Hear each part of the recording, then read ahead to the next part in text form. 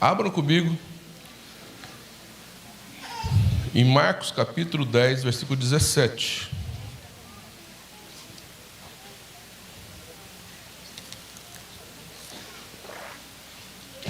Queridos, essa feijoada, eu estou tentando lembrar o que eu tinha que falar, pulei o assunto e estou aqui, o que será que eu tinha que falar?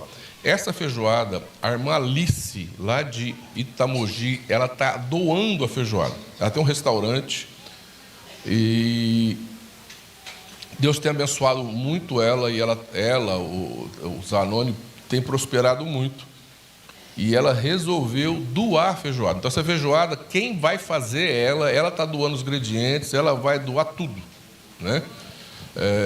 Se nós formos comprar, a única coisa que a gente vai comprar é aquela marmita, né? Também não vou mandar ela trazer, né, gente? A gente pega aqui, né? É demais também, né? Mas ela está doando tudo, lá na Viviane, né? Ela está doando tudo, amém? Então, ela quer honrar o projeto, né? Então, essa feijoada é ela que está fazendo, amém?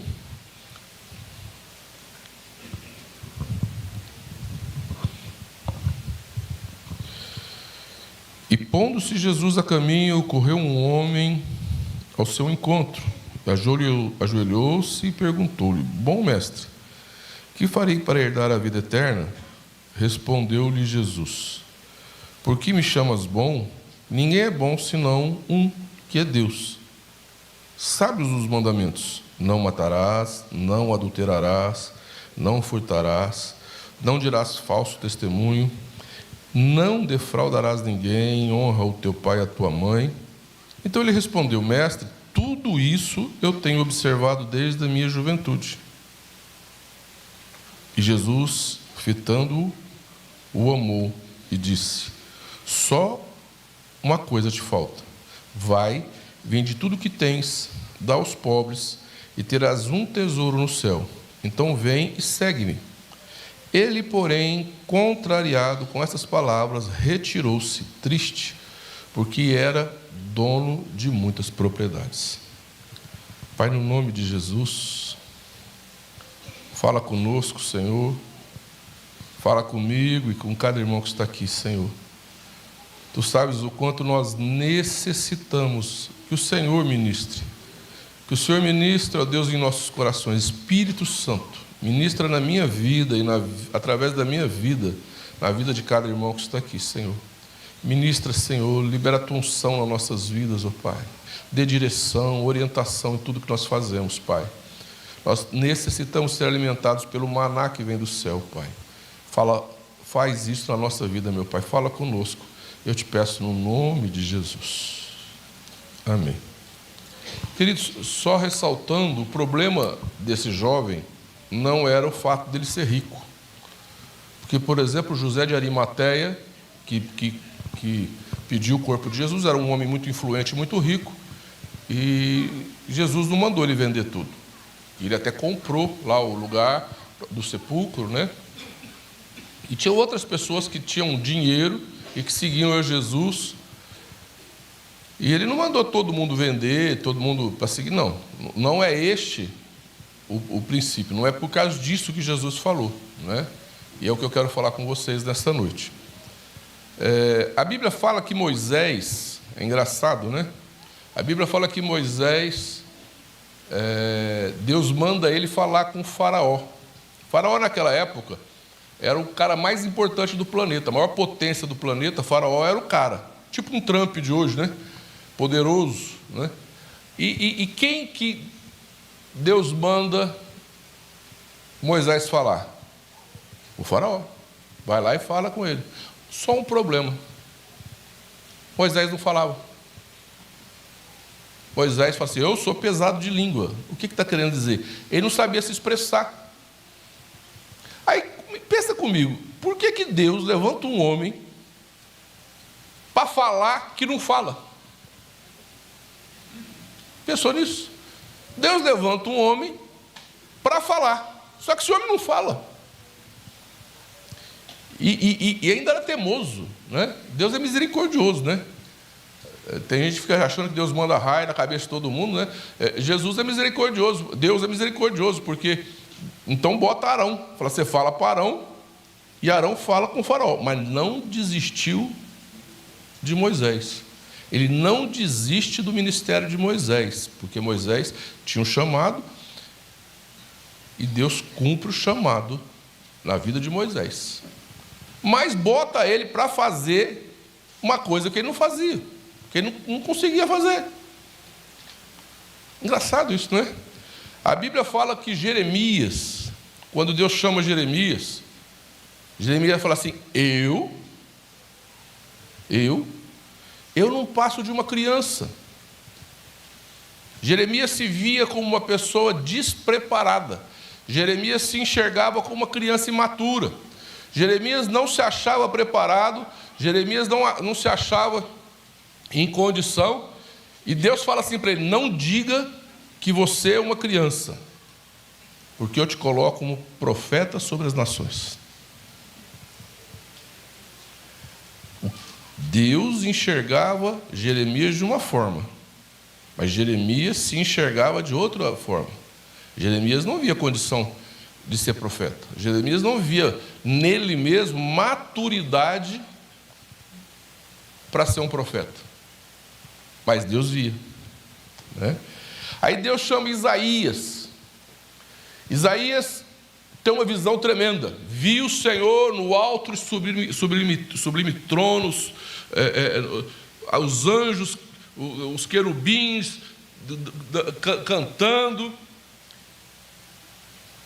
E eu disse assim, ai de mim, porque eu sou um homem impuro e moro no meio de um povo de impuros lábios. Sou pecador, sou impuro e moro no meio de um povo impuro, de impuros lábios. Deus chama um homem sem condição alguma. Dá a ele uma visão tremenda e ele fica em choque. Ele fala assim, eu sou um homem impuro, de impuros lábios, moro no meio de um povo pecador. Aí vem um anjo e toca nos lábios de Isaías, purifica, mas não desiste dele. Mas Isaías, ele tinha consciência que ele não tinha condição. Isaías tinha consciência de que ele não tinha, que ele era uma pessoa cheia de problemas. Ele não falou aquilo assim, tipo assim, não, só para fazer bonito, eu fazer bonito para Deus. Ele realmente era uma pessoa que tinha consciência da situação dele, tinha consciência das limitações dele, tinha consciência das coisas que saíram da boca dele. Para ele falar que era um homem de impuros lábios, é porque boa coisa não saía da boca dele. E ele tem aquela consciência, ele leva aquele choque na presença de Deus, e ele fala, eu tenho certeza? Eu sou um homem impuro, de impuros lábios. Deus resolve o problema, mas não desiste de Isaías. Amém? Eu gosto de Amós, então um dos versículos que eu mais gosto, assim, que me identifico. Amós chega em Betel, na casa dos profetas, e diz assim, eu não sou profeta nem discípulo de profeta, mas eu sou boiadeiro e colhedor de sicômoros. Deus escolhe, no meio de um monte de profetas que tinha lá, Deus escolhe Amós, que não era profeta. No meio de um monte de gente que estudava o Torá, que estudava as leis, que estudava tudo, se preparava para ser profeta, Deus escolhe um boiadeiro, que tem consciência que é um boiadeiro, que ele fala assim, eu não sou profeta, nem discípulo de profeta, mas eu sou boiadeiro e colhedor de sicômoros. Quer dizer, o cara era da roça. Aí vem Jesus, que poderia ter escolhido alguns estudiosos, poderia ter ido lá nas escolas de profetas também, escolhido alguns estudiosos, algumas pessoas formadas, algumas pessoas preparadas. Ele vai lá na praia, escolhe Pedro, um homem simples, um pouco a formação. Quando você lê, por exemplo, as cartas de Pedro, você vê que ele não é um erudito, você vê que ele não é um intelectual. Um homem simples, que continuou sendo simples, mas que a sombra curava. Mas quando Jesus chama ele é um pescador. Simples, comum. E todos os outros que Jesus chamou, dos 12, eram tão comuns quanto Pedro. Mateus, que talvez fosse o mais instruído, era colhedor de impostos. O pessoal tinha uma raiva dele lascada, porque ele cobrava imposto para os romanos. Olha quem chamou. Aí um dia Jesus chega na frente de Zaqueu, fala que vai comer na casa dele. Cara, detestado. Zaqueu era considerado um picareta. E ele sobe num sicômoro, e Jesus fala assim: hoje eu vou comer na tua casa. Por quê? Você já parou para pensar? Por que essas pessoas foram chamadas? E eu comecei a meditar no fato de que o jovem rico foi o cara mais preparado da Bíblia, e foi o único que não foi chamado, que não deu certo. Foi chamado, não deu certo.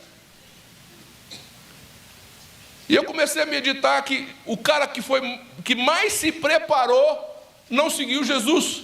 Que o cara que estava mais preparado, o cara que estava mais em condições, não seguiu Jesus. E um bando de gente atrapalhada, um bando de gente desqualificada, um bando de gente com problema, um bando de gente que seguiu a Jesus, foram usados como seguiu a Jesus, seguiu a Deus no Velho Testamento, foram usados como profetas, foram usados como discípulos, usados para curar, para fazer milagres, para pregar, homens improváveis que Deus usou com poder. Enquanto o jovem rico, que era um cara super provável, enquanto o jovem rico, que era uma pessoa super capacitada, ele sai triste e não segue Jesus. Por quê, queridos? Sabe por quê? E é uma coisa interessante. Toda pessoa que tem muito talento tem dificuldade em confiar em Deus. Confia no seu talento. Em quem você confia? Nos seus talentos ou em Deus? Em quem você confia? No seu carisma ou em Deus? Em quem você confia? Na sua aparência ou em Deus? Em quem você confia? No seu dinheiro ou em Deus? Aonde está a sua confiança? Aonde está a nossa confiança? Aonde nós depositamos a nossa confiança, também nós vamos depositar a nossa adoração. Aonde nós depositamos a nossa confiança, nós também vamos depositar a nossa fé. Aonde nós depositamos a nossa confiança, é onde nós também vamos colocar o nosso coração. Você está me entendendo? Que muitas vezes a pessoa tem muito talento, muita capacidade, mas ela não consegue confiar em Deus e depositar em Deus e depender de Deus. Enquanto pessoas que não têm qualidade nenhuma, quando são usadas por Deus, sabem que aquilo não é dela, aquilo não é capacidade dela, mas é puro Deus na vida dela. Então quando Deus faz, ela glorifica a Deus, porque ela sabe que não veio dela, não veio da capacidade dela, mas veio de Deus. Amém? Por isso que Deus usa aqueles que não tinham condição. Por que Deus usa aqueles que não tinham jeito nenhum? Porque esses, quando são usados, são gratos e adoram ao Senhor e glorificam a Deus. E quando você adora a Deus, quando você dá a glória a Deus, quando você entende que é Deus que fez a sua vida, a glória sobe e a unção desce na sua vida. A glória sobe, o poder desce na sua vida. Enquanto muitas vezes aquele que tem poder, tem capacidade, tem carisma, tem aparência, ele acha que aquilo ali aconteceu por causa dele e não dá glória a Deus. A glória fica para ele. Quando você coloca o coração em qualquer outra coisa, nós podemos colocar o nosso coração num objeto. O nosso objeto não pode ser nada, nenhum objeto pode ser instrumento de culto nosso, de adoração. A nossa aparência, muita gente passa a confiar na aparência, e aí Jesus critica aqueles que aumentavam as franjas do gasofilácio, né? Não é gasofilácio, gente, eu estou... filactério. Eu estou com de manhã foi a mesma coisa. E aumenta as franjas do filactério, aquela coisa toda. Jesus já está criticando aqueles que acham que a aparência é que vai determinar a santidade. Acham que a aparência é que vai determinar... Já lá naquela época tinha esse pessoal que queria dar uma aparência mais assim, para parecer que eram mais santos. Aí vem para a igreja cristã, a igreja católica, o pessoal começa aquelas botas, aquelas batas, aqueles chapéuzão, aqueles negócios, e para parecer que são diferentes, para parecer que são mais santos, para parecer que são diferentes das pessoas.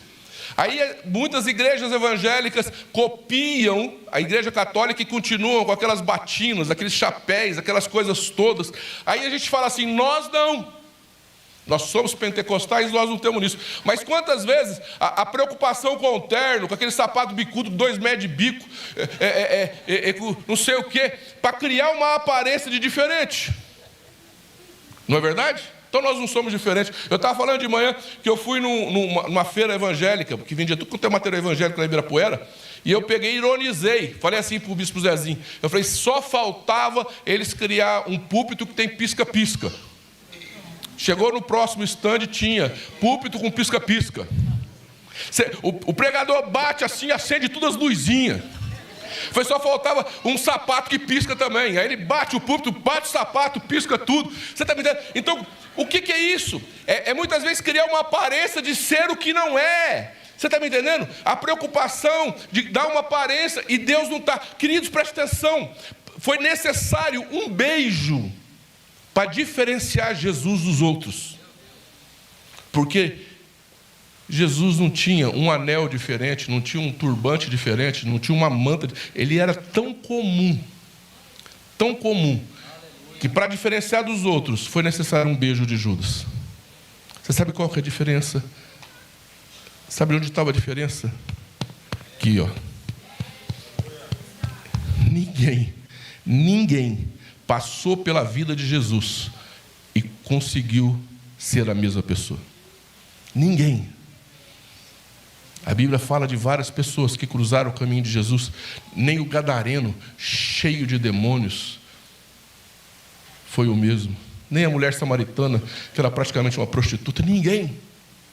Por quê? Não era porque ele tinha uma aparência, ou porque ele tinha uma voz bonita, ou porque falava... Não. É porque aqui havia Deus dentro dele. O que diferencia você das pessoas é o poder de Deus, é o Espírito Santo habitando na sua vida. É isso que tem que ser a diferença. E nós temos que entender que a nossa confiança tem que estar em Deus. Que Deus não te usa, não é porque você merece, não é porque você tem qualidades ou dons. Ele te usa porque o Espírito Santo habita em você. E o que Ele faz é para a glória, para a honra e para o louvor dEle. E quando a glória sobe e você dá glória a Deus, a bênção desce sobre a sua vida. Um dia a mulher samaritana pergunta para Jesus assim: aonde que nós temos que adorar? Nós adoramos no monte, vocês adoram lá no templo. Aonde que se deve adorar? E Jesus falou para ela assim: bem, a hora já chegou, que os verdadeiros adoradores adoram o Pai em espírito e em verdade. A sua adoração tem que ser Deus. A sua adoração tem que ir para Deus. Tudo que Deus te escolheu não é porque você merece, ou porque você é isso ou aquilo. Ele te escolheu justamente porque você vai dar glória a Ele quando Deus te usar. Deus lembrou de você e tocou na sua vida, porque Ele sabe que você vai glorificar Ele. Quando Ele te usar, você vai saber que não é a sua performance, não é a sua capacidade, não é o seu carisma, mas é porque Ele usou. É Deus purinho na sua vida. Olha para o teu irmão e fala assim: é Deus puro na sua vida.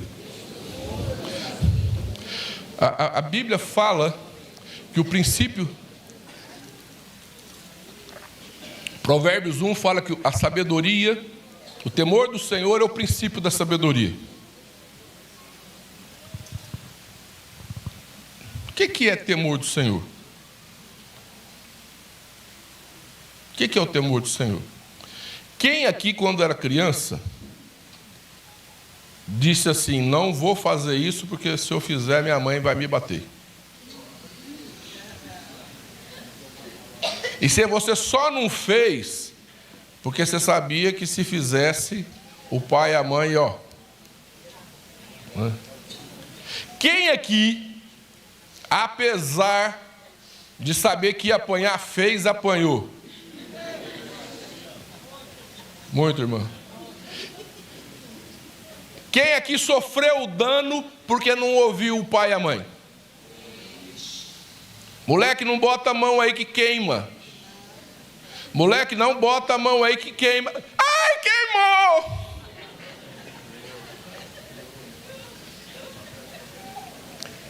Temor do Senhor é justamente quando você fala assim: sábio é aquele que tem um limite, e este limite é Deus. Sábio é aquele que tem um limite e fala assim: se eu ultrapassar, vai dar ruim. Se eu ultrapassar, eu vou sofrer o dano. Se eu ultrapassar, Deus não vai gostar. Louco é aquele que não tem limite. O que é um louco? Quem não tem limite. Quem que é um desvairado na cabeça que se dá mal na vida? Isso em qualquer área, queridos. Tem um monte de jovens se dando mal, tem um monte de adultos se dando mal. Eu falei aqui, acho que a semana passada, de um rapaz que eu fui visitar. Ele tinha 16 anos, eu tinha 36 anos. Eu não esqueço por causa que eu falei para ele. Fui lá falar de Jesus para ele, ele falou assim: pastor, fica tranquilo. Eu falei, eu acho que semana passada isso. Pastor, fica tranquilo que eu sei cuidar da minha vida. Eu falei, olha, quantos anos você tem? Ele falou, 16. Eu falei, então, eu tenho 36. E o que eu descobri é que eu não sei cuidar da minha vida. Eu preciso de Deus para cuidar da minha vida. Sabe o que ele falou para mim? Não, pastor, vai cuidar de outros, porque eu sei cuidar da minha vida.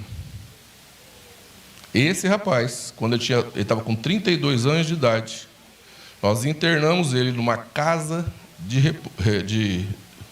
repouso, como fala? Recuperação, usando fraldão. Os homens tinham que dar banho nele e passar hipoglós na bunda dele, para não assar. Porque ele sabia cuidar da própria vida. Você imagina um homem de 32 anos de idade, deitado na cama com as pernas abertas, e outro marmanjo passando hipoglós para não assar o menino. Mas quando ele tinha 16, ele falou que cuidava da vida dele. Você me entende, queridos? Que louco é aquele que acha que pode cuidar da própria vida ou que não tem limites. Nós precisamos. Sábio é aquele que tem Deus como limite. Sábio é aquele que, na hora de falar, na hora de agir, o limite é Deus. Amém? Qual que é a diferença? Diferença não. São diferentes. Na parábola do filho pródigo, há dois filhos. O filho pródigo, ele é independente. Qual que é o problema do filho pródigo? Eu quero cuidar da minha vida. Eu sei como cuidar da minha vida. Me dá a parte que me cabe, que eu vou cuidar da minha vida.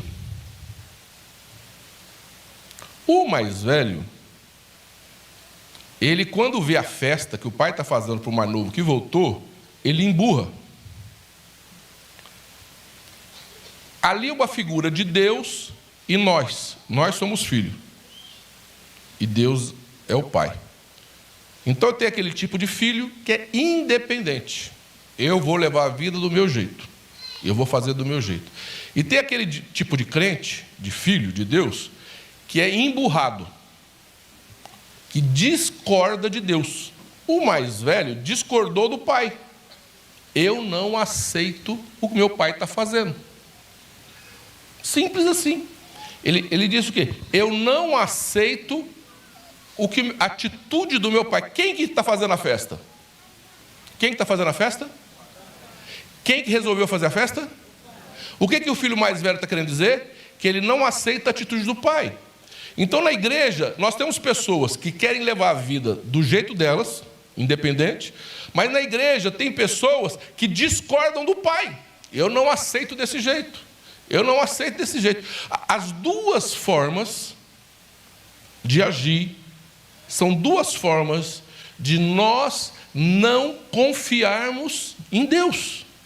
As duas formas são duas formas de nós não confiarmos que Deus sabe o que está fazendo.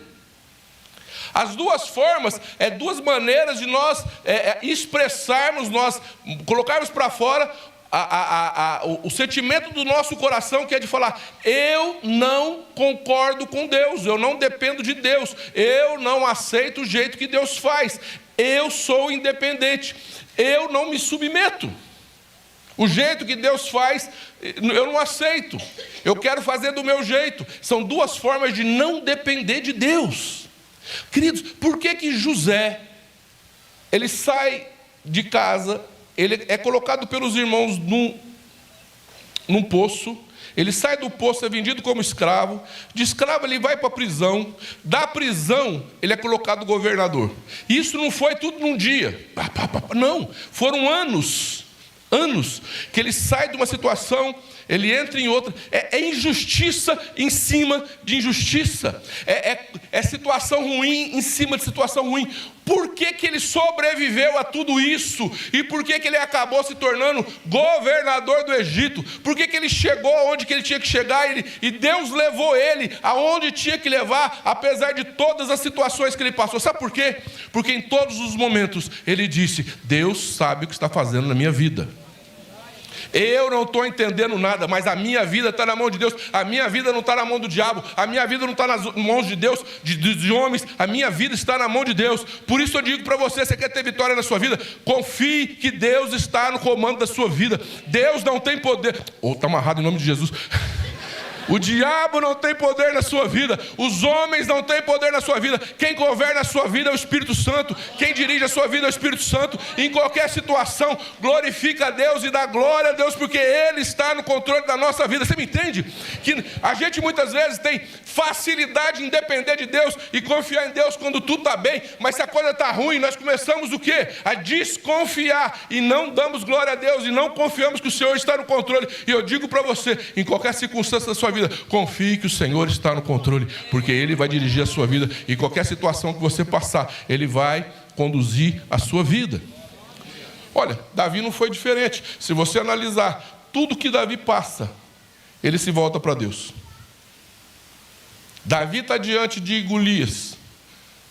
Golias fala para ele: se você, um cão morto, ele fala assim: você vem contra mim em nome com espada e lança, eu vou contra você em nome do Senhor dos Exércitos. Ele se volta para Deus. Ele adultera, fez uma besteira. Quando ele é confrontado, ele não se rebela. Ele bota a boca no pó e se arrepende. Todos os momentos ele vai para a dependência de Deus. Ele está saindo de Jerusalém, fugindo de Absalão, e Simei começa a apedrejá-lo. Simei era parente de Saul. Falou: aí, chegou a vez. E começa a se vingar de Davi. E começa a apedrejar Davi. Aí eles chegam para Davi e falam assim: a gente quer que mata? Davi estava com um exército. O cara estava a pé jogando pedra. Quer que mata ele? E Davi fala uma das coisas assim, mais profundas e para mim muito forte. Ele fala assim: deixa ele fazer isso. Olha, até na humilhação ele depende de Deus. Até na humilhação ele continua dependendo de Deus. Ele fala assim: deixa ele fazer isso, porque Deus vai ver e vai vir em meu auxílio. Olha, Deixa, que quando você estiver sendo xingado, glorifica a Deus, porque Deus vai vir ser justiça na sua vida.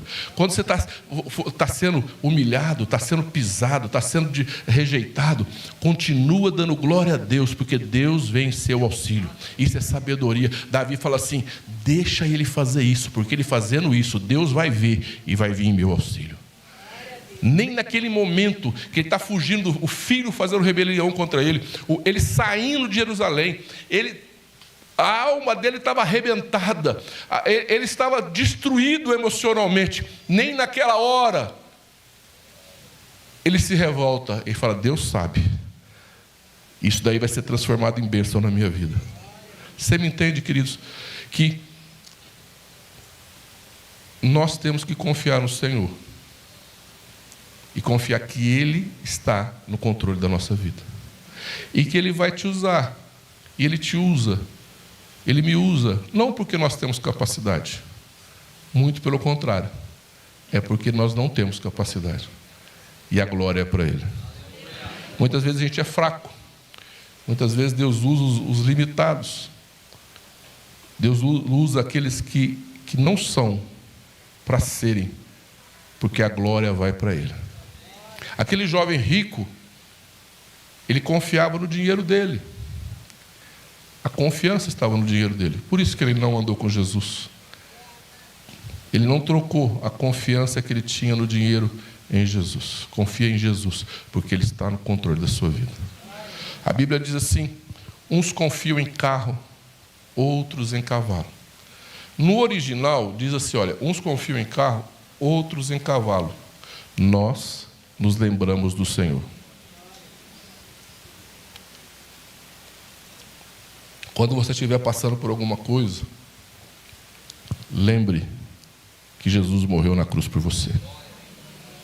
Quando você estiver em alguma situação difícil, lembra que um dia você esteve no fundo do poço e só Deus foi lá e te tirou.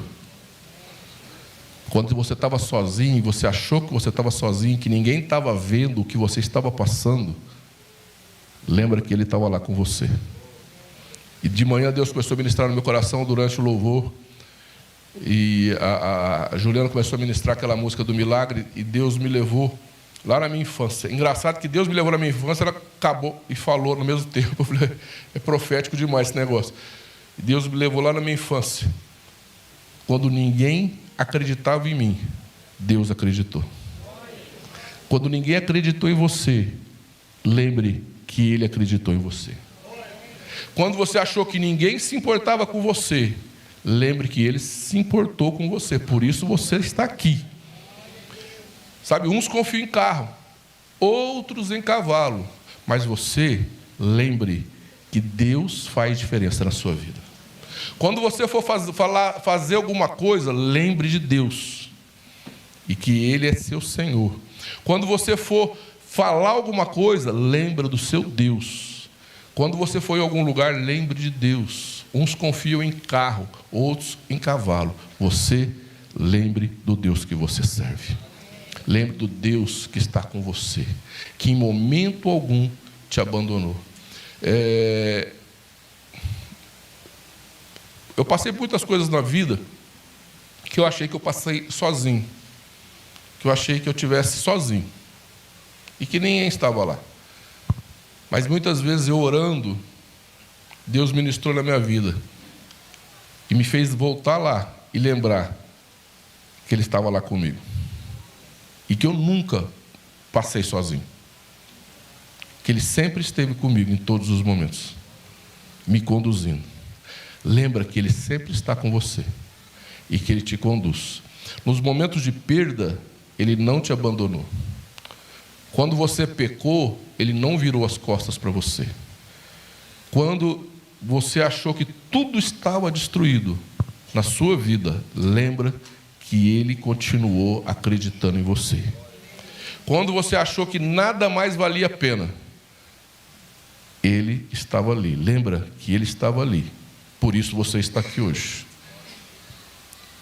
Quando você achou que você estava atravessando o vale da sombra e da morte, e nós atravessamos vales de sombra e morte, perdas. Só que existe uma diferença. Uma coisa é atravessar sem Deus, outra coisa é atravessar com Deus. Por isso uns confiam em carro, outros confiam em cavalo, mas lembre que você nunca atravessou o vale da sombra e da morte sozinho. E nos momentos de perda, quem estava lá te consolando era o Espírito Santo. Nos momentos de dor, Ele nunca te abandonou. Lembre, nunca se esqueça do Deus que você serve. Todos os momentos da sua vida, tem pessoas que confiam nas coisas, confiam nos objetos, confiam em casa, confiam em cavalo, confiam em dinheiro. Mas você confie no Senhor, porque é Ele que sustenta a sua vida. Você sabe, preste atenção no que eu vou dizer. Quando a gente confia em alguma coisa, o diabo pode tirar aquilo. E nós perdemos o pilar da nossa confiança. Quem confia em dinheiro, dinheiro pode acabar. Quem confia em saúde, saúde pode acabar. Quem confia em beleza, beleza pode acabar. Quem confia em pessoas, as pessoas podem passar. Quem confia em situações e circunstâncias, elas passam. E o diabo pode nos tirar essas coisas. Mas quem confia em Deus e depende de Deus, mesmo que o diabo tire, você continua com quem é a fonte de todas as coisas. Você me entende? E Ele te devolve 7 vezes mais. Você me entende? Que quem tem Deus, mesmo que perca tudo, continua tendo muito, porque Deus é o Senhor de todas as coisas. Se o diabo tentar te dar um prejuízo, Deus vai te dar 10 vezes mais. Se o diabo te tirar algo, Deus vai te restituir, assim como fez com Jó. Amém? Se o diabo tentou te pisar, Deus transforma aquilo em bênção na sua vida. Por isso, queridos, preste atenção, e é isso que eu quero deixar para você nesta noite. Aquele jovem rico, ele não quis seguir Jesus. Mas um monte de gente atrapalhada, desqualificada, limitada, se tornaram profetas, discípulos, apóstolos, homens dos quais este mundo não era digno. Sabe por quê, queridos? Simplesmente porque quando Deus usou, eles entenderam que não era eles e deram glória a Deus. E a glória veio com mais poder sobre a vida deles. Por isso eu te faço um apelo nesta noite. Confie no Deus que você serve e dependa dele, porque Ele é Senhor da sua vida. Quando você estiver passando por momentos bons, dê glória a Deus. Quando você estiver passando por momentos ruins, continue dando glória a Deus, porque o teu Deus tem poder de transformar qualquer situação em bênção na sua vida. Um dos momentos mais fortes da minha vida foi quando eu estava no hospital e desesperado. Eu fiquei 5 dias no hospital, internado. E eu entrei debaixo de um chuveiro, 3 horas da manhã, eu não tinha mais o que fazer, com calor, eu não tinha mais o que fazer. E eu entrei debaixo do chuveiro, segurando o soro para o lado de fora assim. Eu entrei debaixo do chuveiro, deixei a água cair, assim, eu comecei a orar, e aquela água caiu na minha cabeça. O Espírito Santo veio e falou algo para mim que eu nunca mais esqueci. E marcou a minha vida. Ele falou: me adore agora. O verdadeiro adorador é aquele que adora quando não tem motivo nenhum para adorar. Com motivo, até o ímpio me adora e me louva. Mas só os adoradores são capazes de adorar quando não existe motivo nenhum. Independente do que você viver, glorifique a Deus e dê glória a Deus, porque a glória vai vir sobre a sua vida com unção, poder e graça. Vamos ficar em pé, queridos.